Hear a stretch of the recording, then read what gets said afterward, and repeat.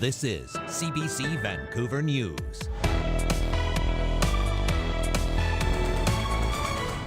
I want to be extremely clear. We are not out of the woods. It's been 1 week and evacuees in northeastern BC are still out of their homes. Rain has helped the wildfire situation there, but is it enough? And surviving a Grizzly attack. A man out hunting in the Kootenays airlifted to hospital after fending off an adult grizzly bear. Also, this is actually our third busiest weekend of the year. Well, I missed it by about 8 or 9 cars, so I was that close. cue the travel headaches. It's the May long weekend. What you need to know if you're traveling in the next few days. Hello, I'm Jessica Cheung. Thanks for joining us. We begin tonight with the wildfire situation in northeastern BC, where more police officers and power generators are being sent to Fort Nelson. It's been exactly 1 week since thousands of locals were suddenly told to leave their homes as flames grew near. Michelle Morton has the latest on a wildfire outlook that remains optimistic but uncertain. Gratefully, our worst fears have not materialized, but I want to be extremely clear. We are not out of the woods. BC's Emergency Preparedness Minister confirms structures had been damaged in the initial hours of the wildfire, but none that they know of since. Exactly 1 week ago, nearly 5,000 residents were ordered to leave the community because of the Parker Lake wildfire. The BC Wildfire Service says rain in the past 2 days has helped, but it's not enough. The conditions in the Northeast and really in the Prince George Fire Center, stretching down south as well, they are extremely dry. We are experiencing fuel drought that we haven't seen in a long time, if ever, in British Columbia. And because of that, we're seeing extreme fire behavior. The fire is right now scorching roughly 123 square kilometers of land. That's slightly smaller than the day before. Still, officials say it's too early to predict when evacuees might be able to return home. In the meantime, RCMP are ramping up patrols to protect homes and businesses from looting. It is not just unfortunate. There are stronger words that I can use, but I want to acknowledge that sometimes it does happen, yes. And heading into the long weekend, she's urging travelers to stay away from the area. Be aware of where you are going and the hazards of that area.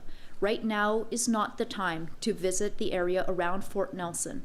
But like I said, our province is large and there are plenty of other areas to explore. As of Friday afternoon, there are around 120 wildfires burning across the province, most in the Peace region. And the BC Wildfire Service is now setting up a fire camp at the local airport as crews dig in for the long haul to get the fires under control. Michelle Morton, CBC News, Vancouver. A man has been airlifted to a Calgary hospital after fending off a grizzly bear that attacked him near the BC-Alberta border.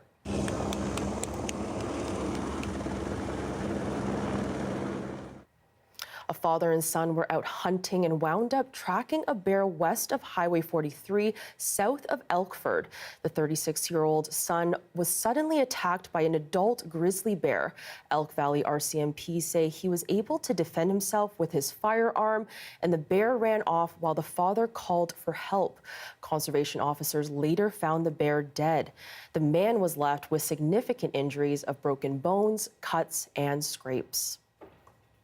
In Alberta, investigators say they have linked the 1970s murders of 4 young victims in Calgary to a serial killer. But they say that serial killer Gary Allen Sereri died in prison in Idaho in 2011. With assistance from Interpol and the Idaho State Police Forensic Services, Sereri's DNA was confirmed as a match to the unknown male DNA profile present on all 4 of our young victims. Due to the forensic evidence, witness statements, and similar fact evidence, the Alberta RCMP believe that Gary Allen Sereri is responsible for the murders of Patsy McQueen, Eva Dvorak, Melissa Rahorak, and Barbara McLean. RCMP believe the killer may have had more victims. Officers say Sereri lived between Canada and the U.S., often changing his appearance and using aliases to hide his identity. Back to BC now. Police in Abbotsford are looking for a suspect on a blue electric scooter. They say he was involved in an assault at the King Connector and King Road on Tuesday. He allegedly cut off a vehicle, confronted the driver, and proceeded to slash the car's tires.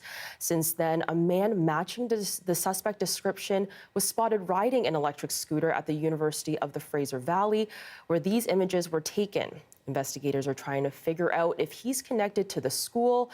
In the meantime, police are ramping up their presence on campus. Now, an update on the pro-Palestinian encampments at universities across the province. On the island, a group of faculty members at the University of Victoria are voicing their concern for the protesting students. 75 of the school's 900 faculty members are calling on UVic's president to work with students on a peaceful and negotiated solution. UVic's president says there has been a growing number of complaints about harassment, intimidation, and dangerous activities, but some teachers have signed a letter coming to the students' defense. Students from the encampment are not responsible for any of the assaults and threats that took place over the last week. While they have been the targets of violence, they have consistently demonstrated their commitment to maintaining a peaceful, safe, and welcoming environment inside the camp. In an email to CBC News, UVic says it is in active discussions to schedule a meeting between university leaders and protesters. Meanwhile, on the mainland, students at UBC have taken their protests elsewhere on campus this week, including the bookstore and the Alumni Center. That's led to tense exchanges between students, campus security, and police. This was the encampment earlier today at McGuinness Field, where demonstrators have returned and are staying put for now. No arrests were made during the recent moving protests, but a statement from UBC says 70 to 80 protesters broke the law and breached campus safety. Unionized Vancouver public library workers have voted overwhelmingly in favor of strike action after they weren't able to negotiate a new collective agreement with the VPL. At this point, we have no intent to be disrupting service. We know how important library services are to our communities and our patrons. So we are doing everything we can to be getting a deal at the bargaining table with the employer. The union says it's been negotiating a new contract since September, and the two sticking points at play: first, the employer wanting to remove scheduling protections for regular full-time staff, and second, a policy change that could result in the termination of many temporary workers. Union members include librarians, library assistants, maintenance workers, and library technicians. Now, if the workers go on strike, the union says library services will be affected. It'll be a massive loss, 100%. I can't concentrate to my work if I study at my house, so we usually go to the library every day. We prefer to use the library because it's a safe place. The Vancouver Public Library says it remains committed to serving those who rely on library services. It adds both sides have begun to work with a mediator, with a return to the bargaining table slated for Tuesday. A windstorm last night left a trail of damage in the Lower Mainland and many residents in the dark. BC Hydro says more than 80,000 properties have had their power knocked out in the past 24 hours thanks to fallen trees and downed wires. UBC endowment lands, Abbotsford, Burnaby, Coquitlam, and Bowen Island were hit hardest, but smaller outages have also been reported in Richmond and New Westminster. May long weekend is upon us, and for many, it marks the unofficial start to the summer. What it also means is thousands kicking off their summer travel. Now, if that's you, be prepared for possible delays this weekend. Sohrab Sandhu has more on what you need to know before heading out. Bring it on in, hit that stuff there, buddy. You know, it's going good. Dean Hamilton is a happy man Friday morning. He's off to Ucluelet for a fishing trip with his friends. We just planned it ahead and all that and reserved the ferry and all good to go there, buddy. For those who have to wait for another sailing, they're not complaining. Well, I missed it by about 8 or 9 cars, so I was that close. but it's my own fault. I had to get gas. And By Friday afternoon, there were no major delays or cancellations. We've actually added an early morning sailing from Tsawwassen Terminal to Schwartz Bay to just help get our customers where they need to be. So that's been something that we've been working on behind the scenes. We've also hired 600 new staff for this summer. Environment Canada is forecasting a mix of rain and sunshine this weekend, after thousands of homes in Lower Mainland were left without power on Thursday due to high winds. But so far, those winds not impacting the sailing schedule. It's hard to predict exactly what kind of an impact it's going to have and which way the wind will kind of sway. But so far it's been good, and so we're feeling prepared and ready for the long weekend. Over at Vancouver International, more than 300,000 passengers are expected to travel through this weekend. YVR says that's an 11% increase from last year's Victoria Day long weekend. On the roads, mountain passes including the Coquihalla received some fresh snow early this morning. Province says maintenance contractors are monitoring the latest weather forecast and their crews are mobilized and prepared to respond. Meanwhile, travelers are being encouraged to plan ahead and to check Drive BC for the latest road conditions. Saurabh Sandhu, CBC News, Vancouver. And regular service on the Canada Line between Bridgeport Station and Richmond Bridge House Station will resume tonight. Service has been affected since early April because of construction, meaning the last train on the line has been wrapping up 4 hours earlier than usual. Now, regular service was supposed to resume next week, but work on the line finished early, and crews have been finishing upgrade work around the platform, including new safety systems, electrical devices, and further integrating the station with the existing Canada Line track. A 25-year-old from Salmon Arm has won the prestigious Piano 2024 edition of the Montreal International Music Competition. Here's Jaden Isaac Zerko performing the second piano concerto of Brahms with the Montreal Symphony Orchestra in the final round.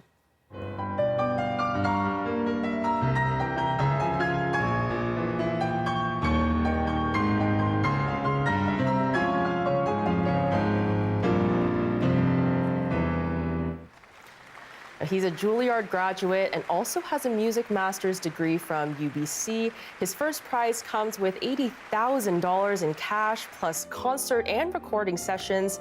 His total winnings throughout the competition amount to more than $150,000. Coming up, would you consider a roommate? How about 8? We'll introduce you to a rather large group navigating life under one roof. That and more after the break.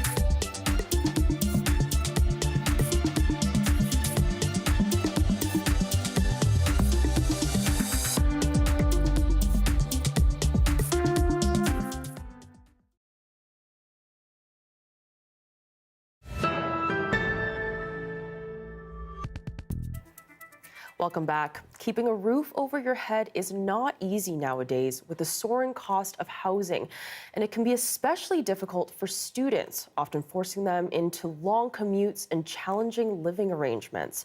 However, our Shivani Joshi visited a home near UBC that shows a different side to student housing. We came across this interesting home on Facebook Marketplace. 3 bathrooms, 8 bedrooms, and 8 roommates. We have some questions. So I moved into Casablanca, which is what we call this house of ours, back in 2020, actually during the summer of COVID. While the world was isolating due to COVID, Rodriguez, who was a student at the time, was looking for a place to live as he had just moved here from Toronto. Basically, I was looking for a house that was community-minded and people who enjoyed playing some music and the outdoors, and they were exactly that. This house, located near UBC, is home to 8 friends, 2 dogs, and it's a sweet deal. It's between $600 and $700, $650 and $700 a month before utilities. So, pretty good. Along with the savings comes what they describe as endless fun. We really enjoy spending time with one another outside of the house. We'll go camping together, or climbing, or skiing, or biking, or lots of outdoor things. A lot of people are fairly musical as well, so there are a lot of spontaneous jam sessions as well that happen, and that became a house band at one point.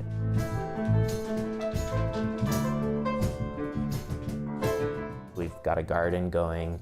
We've had that going for several years. I think we're actually going to maybe expand it this year. Yeah, things like that have made us really close. But living together isn't all fun and games. Conflicts are bound to come up. To help, they also got a chore wheel. Everyone's got a spot on it. There's no avoiding that. And every week it spins. Basically, everyone does a chore that's been assigned to them for 1 week, and after the week ends, the same chore doesn't get repeated for 8 weeks. Ooh, what's a task that all y'all hate? I don't know if we hate it, the kitchen one is definitely the most involved. It's usually evident when people aren't doing their chore.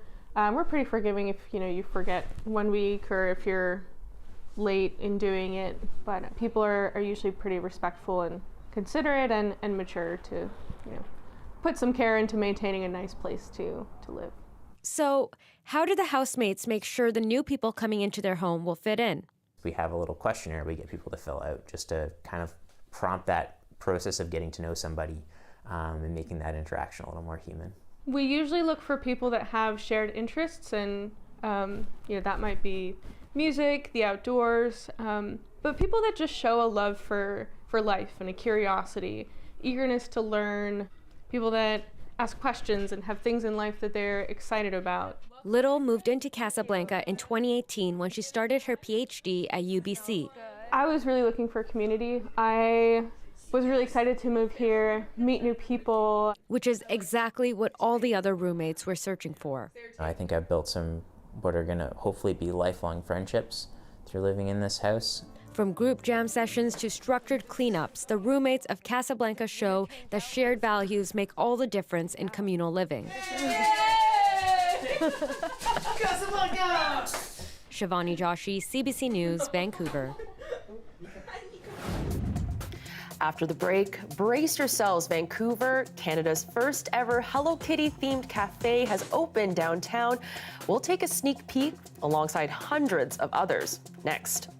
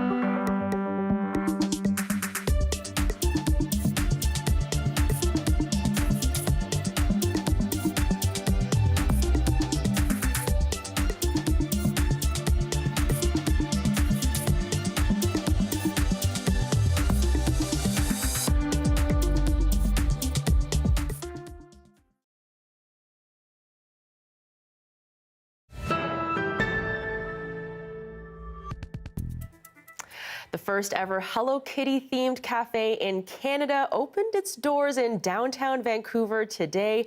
We sent a camera down to Robson Street where people were lined up around the block. Take a look.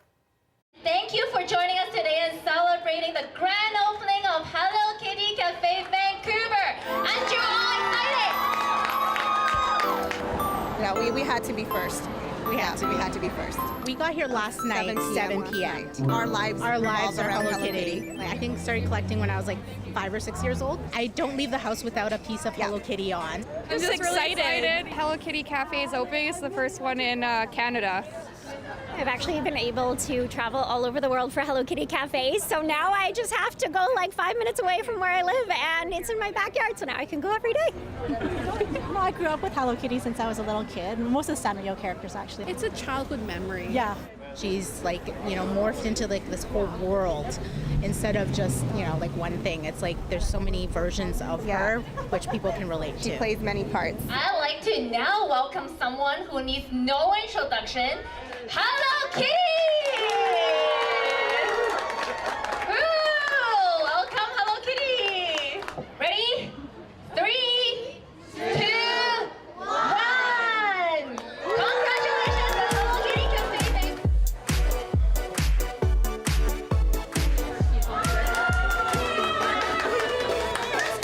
Oh my gosh! Oh my god! I'm so excited. This is so cute. It's even better than the videos being here in person. So it was worth the wait. Definitely worth the wait. And the Vancouver Canucks have a chance to close out their series against the Oilers tomorrow. Head coach Rick Tocchet says he knows it'll be another close battle with Edmonton on the verge of getting knocked out of the playoffs. It's going to be really hard. And that's all you should be thinking about. And whatever it takes to get it done, you do. You got to get back to earth. We really got to get back to earth. It's going to be our toughest game. That's the way you got to approach it. JT Miller scored in the final minute of last night's home game, handing the Canucks a 3-2 victory. Now, if Vancouver manages to beat the Oilers again, they'll advance to the Western Conference Final. Canucks goaltender Artur Shilovs made his 8th start, managing 21 saves. BC's Latvian honorary consul spoke with BC today and talked about the Latvian connection. It often happens in hockey. Someone comes forward and starts to change the game, and goalies usually have the most pressure. The aspect that he comes out, he gets such support from his teammates. You're fitting into a most important role, as they say, and I think that's really what's wonderful to watch. The weather update is brought to you by Direct Buy Furnace. To cool and clean the air in your home, call Direct Buy Furnace. Installing Trane, the most reliable heating and cooling brand.